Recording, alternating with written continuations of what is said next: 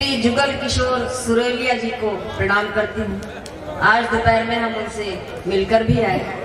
भीलवाड़ा जब भी आते हैं उनके दर्शन करने का सौभाग्य हम सभी लोगों को मिलता है और उनसे मिलने का अर्थ होता है तीर्थ करना। भीलवाड़ा बहुत बार आई हूँ, आप लोगों का बहुत स्नेह मुझे मिला है। कन्हैयालाल सेठिया जी राजस्थानी भाषा के सबसे बड़े कवि। क्या बात, आप लोगों ने बहुत सारी कविताएं उनकी सुनी होंगी, याद होंगी। कन्हैयालाल सेठिया जी ने एक बात बहुत अच्छी कही। उन्होंने छोटी सी कथा लिखी। उन्होंने कहा कि एक बार हंसते हुए होठों ने रोती हुई आंखों से कहा। बहुत ध्यान से सुनना उनकी बात, श्रद्धा स्वरूप ये पंक्तियां कर भाई माइक पर। कन्हैयालाल सेठिया जी ने लिखा कि एक बार हंसते हुए होठों ने रोती हुई आंखों से कहा, हे आंखें तुम हमेशा रोती रहती हो, हमें देखो हम हमेशा मुस्कुराते रहते हैं। तो हंसते हुए रोती हुई आंखों ने हंसते हुए होठों को जवाब दिया कि ऊंचे खानदान और नीचे खानदान में यही तो फर्क होता है। और उनकी बात को आगे बढ़ाया। आप ही के मिट्टी के बेटे जो ब्यावर के रहने वाले थे, पिछले कुछ दिनों से जयपुर रहते थे, कुछ दिनों पहले उनका स्वर्गवास हुआ। उनको श्रद्धांजलि देते हुए आदरणीय सुरेंद्र दुबे जी, उन्होंने उनकी बात को आगे बढ़ाया। अगर बात को ठीक से आगे बढ़ा दिया हो तो अपनी श्रद्धांजलि स्वरूप तालियां उनके लिए उठाना।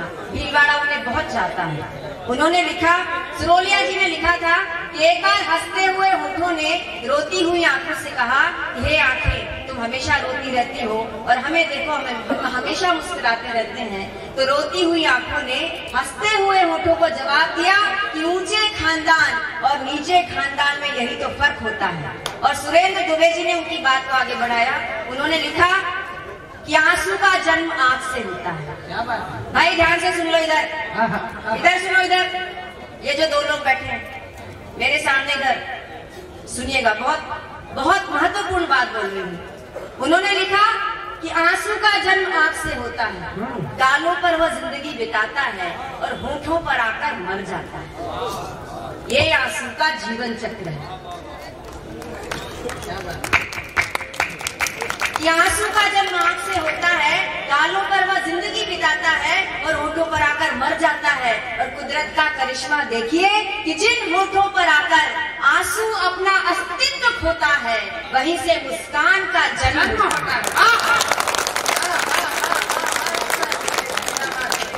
तो श्रोताओं, कवि सम्मेलन रस की उस नदी का नाम है। क्या बात, रस की उस नदी का नाम कवि सम्मेलन है जो आंसू और मुस्कान नाम के दो किनारों के बीच बहती है। क्या बात, जब वो पूरे वेग से बहती है तो वीर रस आता है, जब मंथर गति से बहती है तो श्रृंगार रस आता है, और जब कहीं बहती है और कहीं नहीं बहती तब हास्य रस की निष्पत्ति होती है। तो आज ये रस की नदी पूरे वेग से भी बहेगी, मंथर गति से भी बहेगी, और कहीं बहेगी और कहीं नहीं भी बहेगी। हर तरह की कविताएं मैं लिखती हूँ। एक कविता से प्रारंभ करना चाहते हैं। एक बार तालियां बजाकर मेरा मन बना दीजिए। डॉक्टर कुंवर बेचैन जी ने लिखा है कि जो वक्त की आंधी से खबरदार नहीं है, कि जो वक्त की आंधी से खबरदार नहीं है, कुछ और ही होंगे वो कलमकार नहीं है। और मैं बहुत श्रद्धा भेजती हूँ आदरणीय डॉक्टर हरिओम पवार जी को, इन्होंने इस कवि सम्मेलन को एक अच्छे कवि सम्मेलन का स्वरूप दिया। नहीं तो आज का कवि सम्मेलन इतना अच्छा जमने वाला नहीं था जैसी स्थितियां बनी थी पहले। एक बार जोरदार तालियां आदरणीय पवार। जो वक्त की आंधी से खबरदार नहीं है, कुछ और ही होंगे वो कलमकार नहीं है। तो अपने कलम का धर्म निभाते हुए पहली रचना में भारत की मिट्टी को प्रणाम करते हुए कहते हैं, सुनिए। कि सीमा पर दुश्मन की गोली, और जितने जोश के साथ मैं सुनाऊंगी उतना ही उत्साह और समर्थन आपसे मांगूंगी। कि सीमा पर दुश्मन की गोली ने ललकारा है, सीमा पर दुश्मन की गोली ने ललकारा है, क्या सिंहों का देश कभी चूहों से हारा है।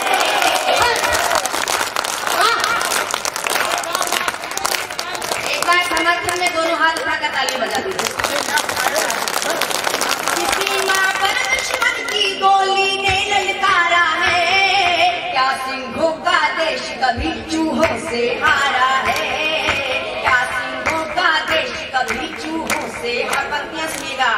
भस्म हो गया था 65 में पाक युद्ध की होली में, भस्म हो गया था 65 में पाक युद्ध की होली में, भीख समझकर डाल दिया लाहौर कराची झोली में, कि अब के युद्ध हुआ तो ना फिर ताशकंद दोहराएंगे, अब के युद्ध हुआ तो ना फिर ताशकंद दोहराएंगे, पूरे पाकिस्तान पे अब के 3 रंग लहराएंगे।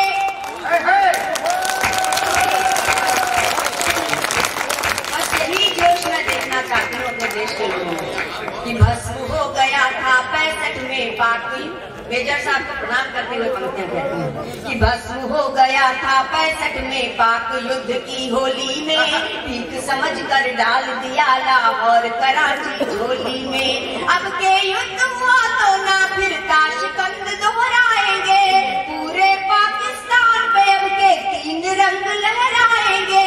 धधक धधक धधकेगा, धधक धधक धधकेगा अग्नि का अंगारा है, क्या सिंहों का देश कभी चूहों से हारा है, क्या सिंहों का देश कभी, यहाँ के लोगों का भी समर्थन मांगती हूँ, क्या सिंहों का देश कभी चूहों से हारा है, क्या सिंहों का देश कभी चूहों से हार। पंक्तियां सुनेगा कि शाल की दूत है हम दुश्मन पर वार न पहले करते हैं, शाल की दूत है हम दुश्मन पर वार न पहले करते हैं, इसका अर्थ लगा मत लेना हम लड़ने से डरते हैं, फिर भोले भाले शंकर को प्रलयंकर होना होगा।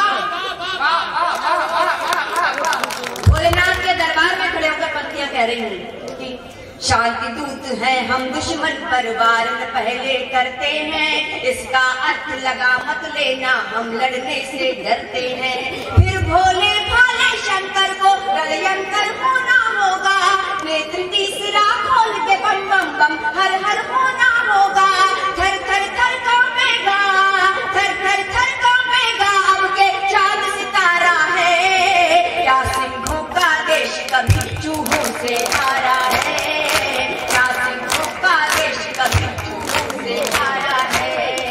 और जो वीर सैनिक सीमा पर तैनात होकर हमारी रक्षा करते हैं, वे भी रिश्ते में हमारे कुछ लगते हैं, किसी के पिता हैं, किसी के चाचा हैं, किसी के भाई हैं, किसी के फूफा जी हैं। तो मैंने आंसुओं से भीगी हुई पंक्तियां लिखी हैं, आप लोग करुणा के साथ सुन लीजिएगा कि सीमा की रक्षा करते जब चलती सीमा पर गोली, सीमा की रक्षा करते जब चलती सीमा पर गोली, किसी बहन की राखी होंगे किसी सुहागिन की रोली, बाबा का आशीष और मैया के आंचल की छैया, बाबा का आशीष और मैया के आंचल की छैया, पापा चाचा मामा ताऊ और किसी के हैं भैया, पापा चाचा मामा ताऊ और किसी के हैं भैया, तुम पर ना समय है। मैं देखना चाहती हूँ कि मेरे देश के लोग अपने सैनिकों का कितना सम्मान करना जानते हैं, कि पापा चाचा मामा ताऊ और किसी के हैं भैया,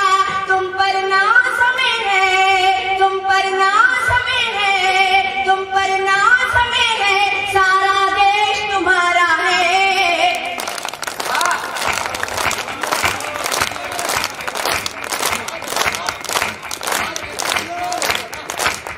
कि तुम पर ना समय है, सारा देश तुम्हारा है, क्या सिंहों का देश कभी चूहों से हारा है, क्या सिंहों का देश कभी चूहों से हारा है, पर अब के आर पार होगा ना कोई भी माफी होगी। अगर मेरी भावनाएं आपकी भी भावनाएं लगे तो बताइएगा कि अब के आर पार होगा ना कोई भी माफी होगी, सिंह गर्जना ही चूहों के मरने को काफी होगी, और युद्ध करेंगे और नफरत की खाई को भी बांटेंगे, युद्ध करेंगे और नफरत की खाई को भी बांटेंगे,